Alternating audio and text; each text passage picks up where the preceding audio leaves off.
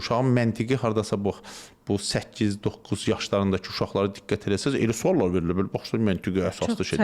Amma ondan qabaq baxırsan danışmağında biraz uşaq danışığı da deyək də, nə bilim fikirlərini, cümlələri bir formalaşdıra bilmir.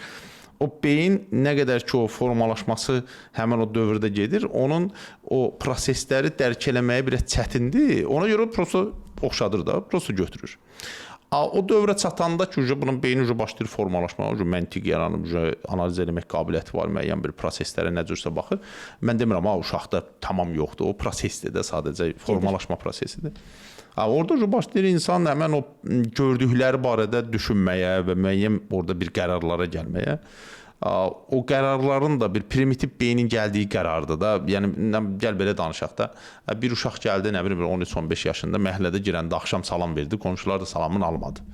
Ola bilər görməyib, ola bilər eşitməyib və bəlkə sakit deyib. Amma adam bir-iki dəfə onu eləsə və salam almasalar, həmən uşaq düşünəcək ki, salam vermək lazım deyil.